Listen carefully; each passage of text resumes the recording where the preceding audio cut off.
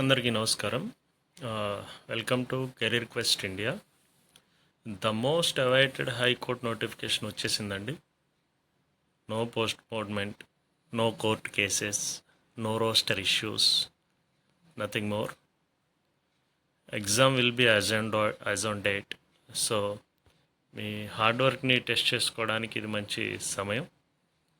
అయితే ఈ ఎగ్జామినేషన్కి సంబంధించి మనకి scheme of syllabus and exam pattern ఏంటి అనేది సిలబస్లో క్లియర్గా ఇచ్చాడు. దాంట్లో మనకి ఏంటంటే మొదటిగా కంప్యూటర్ బేస్డ్ ఎగ్జామినేషన్ ఉంటుందండి. ఇది ఏంటంటే the question paper of computer based examination shall be objective type with multiple choice for 80 marks అండి.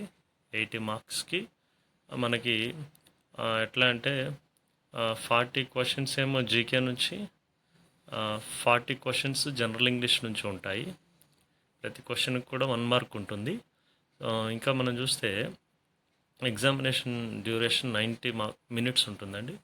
ఈ 80 మార్క్స్ మల్టిపుల్ చాయిస్ టెస్ట్తో పాటుగా మనకి స్కిల్ టెస్ట్ అంటే టైపింగ్ టెస్ట్ కూడా ఉంటుందండి. ఇది 50 మార్క్స్ ఉంటుందన్నమాట.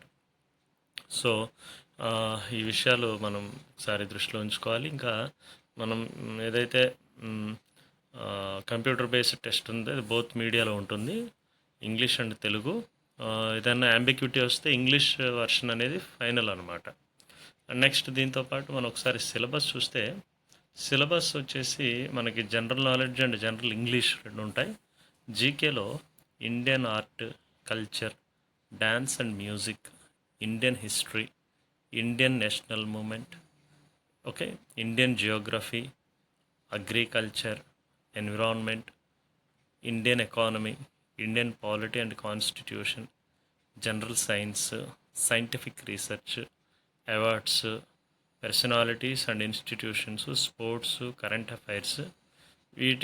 ఇవన్నీ కూడా ఇండియా అండ్ ఆంధ్రప్రదేశ్ని దృష్టిలో ఉంచుకొని ఈ పర్టికులర్ సబ్జెక్ట్స్లో క్వశ్చన్స్ ఇస్తారు.